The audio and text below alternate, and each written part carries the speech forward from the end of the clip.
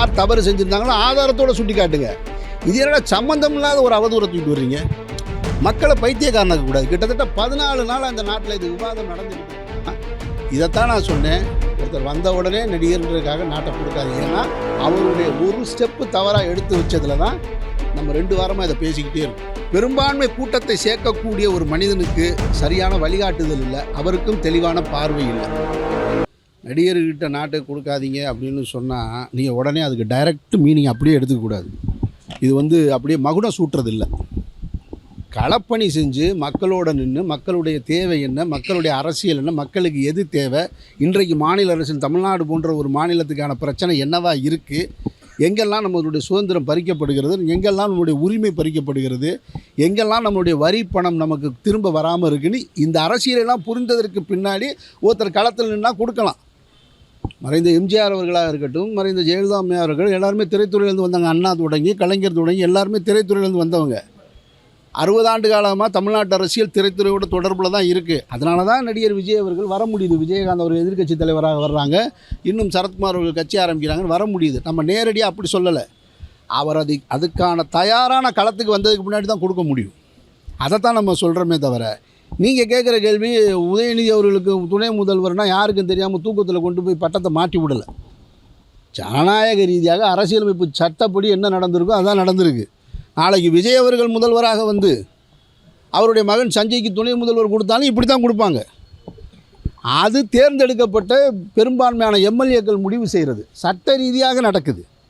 நம்ம அதை போய் குறை சொல்ல முடியாது. எப்படி நீதித்துறை சட்ட ரீதியாக சில அறிவுரைகளை சொல்லுதோ அதுபோல தான் இந்த மாதிரியான வாக்குமுறை தான் நம்மக்கிட்ட இருக்குது.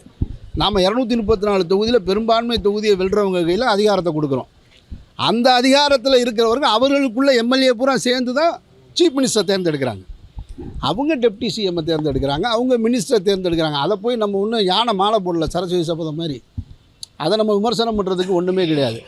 அவர் துணை முதல்வருக்கு தகுதியாக இல்லையான்றதை முடிவு செய்ய வேண்டியது அந்த கட்சி உறுப்பினர்கள், வாக்களித்த மக்கள். நீங்கள் நானும் கிடையாது. துணை முதல்வராக பதவியேற்று அவர் செஞ்ச அநீதி என்ன, துணை முதல்வராக பதவியேற்று அவருடைய நிர்வாக குறைபாடு என்ன இருக்கோ அதை சுட்டி காட்டுவோம். அப்படி தான் பேசணுமே தவிர இதையும் சேர்க்கிறது நல்ல அறிவுபூர்வமான விவாதமாக எனக்கு தோணலை. அரசியல் எதிர்காலத்தை அடுத்த இதில் ஓட்டு சதவீதத்தை கரூர் சம்பவம் பாதிக்குமா? அவர் மீண்டும் சினிமாவுக்கு நடிக்க வருவார்னு நினைக்கிறீங்களா? அந்த ஆர்வம்லாம் நான் சொல்ல விரும்பலை. விஜய் அவர்களுக்கு நான் ஒன்று சொல்ல வேணால் விரும்புகிறேன். பர்சனலாக என்ன கேட்டிங்கன்னா, ஒரு தகப்பை எந்த தகப்பனும் தன்னுடைய மகன் கெட்டு போகணும்னு நினைக்க மாட்டான், தன்னுடைய மகன் நாசமாக போகணும்னு நினைக்க மாட்டான். ஒரு கல்லூரி படிப்பை முழுவதுமாக தாண்டாத விஜய் அவர்களை ஒரு திரைப்பட நடிகராக ஆக்கி முதலீடு செஞ்சு அந்த முகத்திற்கு பல்வேறு விமர்சனங்கள் வந்தது உங்கள் எல்லாருக்குமே தெரியும். இதெல்லாம் ஒரு முகமா அப்படின்னு கேட்டுக்கிட்டு இருந்த ஒரு வார பத்திரிகையோடது. இன்றைக்கு அவரே தமிழ்நாட்டில் முதல்வராக மாறுவார்ன்ற விவாதத்தை நடத்திக்கிட்டு இருக்கோம். அப்போ அதிலிருந்து அவருடைய திரைப்படங்கள் எப்படி இருக்கணும், அவர் எப்படி வெற்றி அடையணும்னு எல்லா வகையிலும் அவருடைய அரசியல் பாதையை நோக்கி நகர்த்தினது அவருடைய தந்தையார் தான். அவர் இன்றைக்கு வச்சிருக்கக்கூடிய புதிதாக இவருக்கு பின்னால் சேர்ந்த யாருமே ஒரு நாளும் அவருக்கு உண்மையாக இருக்க மாட்டாங்க. இது கடந்த கால வரலாறு அரசியல்கள் சொல்லிக்கிட்டே இருக்குது. எல்லா மாநிலத்திலையும் சொல்லுது, எல்லா இடத்துலையும் சொல்லுது. அதனால் அந்த கைகளை விலக்கி வச்சுட்டு அவருடைய தந்தையாரை பக்கத்தில் வச்சுக்கிட்டாருன்னா அவர் நல்ல வழிகாட்டுதலாக இருப்பார்னு நான் நம்புகிறேன். அவரும் நடந்த தவறிலிருந்து பாடம் கற்றுக்கணும். அது ஒரு தவறு, ஆமாம் ஒரு தவறு நடந்துருச்சு. நான் நினைக்கல, யாருமே தமிழக முதல்வர் ரொம்ப கனிவாக அன்பாக சொன்னார், அதை நான் ரொம்ப ஏற்கிறேன். நான் எந்த தலைவரும் தன்னுடைய தொண்டன் சாகணும்னு நினைக்க மாட்டோம். இதுபோல் ஒரு பக்குவமான பேச்சை நீங்கள் முதல்வர்கிட்டருந்து நீங்கள் கற்றுக்கணும். அப்படி அவர் சொல்லும் பொழுது நாங்களும் அப்படி நினைக்கல. ஏதோ நாங்கள் ஒரு கால்குலேஷன் போட்டோம், அது ஒரு தவறு நடந்துருச்சு, அதனால் நாங்கள் பொறுப்பேற்றுவோம், இனிமேல் இந்த தவறு நடக்காமல் பார்த்துக்கிறேன்னு சொன்னால் ஈஸியாக அது முடிஞ்சிருக்கும். அங்கேருந்து ஒரு பொய்யை யார் சொல்லி கொடுத்தது உங்களை சொல்லி? அப்போ கூட இருந்தவங்க சரியாக வழி நடத்தலை. ஒரு பொய்யை சொல்லி அந்த பொய்யை மறைக்க இன்னொரு பொய், அந்த பொய்யை மறைக்க இன்னொரு பொய்ன்னு போய் சுப்ரீம் கோர்ட்டில் போய் நிற்கிது. இப்போ நீங்கள் சொல்கிற பொய்யை உண்மையாக்க ஆவணங்கள் வேணும்.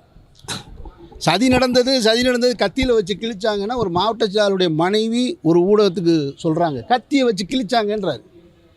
ஆனால் அவங்க தான் தன்னுடைய கணவரை காப்பாற்றுறதுக்கு சொல்கிறாங்கன்னா, ஒரு தேசிய கட்சியினோட முன்னாள் மாநில தலைவர் ஹேமமாலினிகிட்ட டிரான்ஸ்லேட் பண்ணுறார், கத்தியை வச்சு கரகரன்னு அறுத்தாங்கன்னு. இந்த கேவலமான செயலை எங்கேயாவது பார்க்க முடியுமா? எவ்வளோ பச்சையான பொய் பாரு. கத்தியை வச்சு கரகரன்னு அறுத்தாங்கன்னு. கிட்டத்தட்ட 100 பேர் கிட்ட வரைக்கும் ஆஸ்பத்திரியில் அனுமதிக்கப்பட்டிருக்காங்க. 41 பேர் செத்துருக்காங்க. அங்கிட்டு ஒரு 50 பேர் வந்து ட்ரீட்மெண்ட் எடுத்திருக்காங்க. யாராவது கத்தி காயம்பட்டு இருந்திருக்காங்களா? நான் அறுத்தவங்க போய் சொல்ல மாட்டாங்களா? வந்திருக்கவங்க பூரா விஜய் ரசிகர்கள், விஜயை பெரும்பான்மையாக நேசிக்கிறவங்க. அவங்க அப்புறம் போய் சொல்லலாம்ல.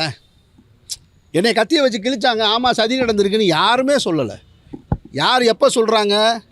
எப்பெல்லாம் இந்த நீங்கள் கேட்ட ஹரிஹர ராஜா சர்மா குரல் உள்ளே வருதோ, எப்போ அண்ணாமலை குரல் உள்ளே வருதோ, அப்போ இருந்து தான் அவங்க பொய்யை இன்னும் கூடுதலாக சொல்ல ஆரம்பிச்சிட்டாங்க.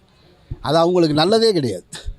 வேகமாக ஒரு உண்மை கண்டறிய குழு அனுப்புகிறாங்க. இவங்களுக்கு எப்படி தான் இந்த உண்மை கண்டறிய குழுவுக்கு இதுக்கு முன்னாடி என்ன பட்டி, மைக்கேல்பட்டியில் வந்து ஒரு பெண் வந்து இறந்ததுக்கு மதமாற்றம் செஞ்சு அந்த பெண் இறந்தாங்கன்னு சொல்லி அப்போ யாருடைய தலைமை தெரியுங்களா?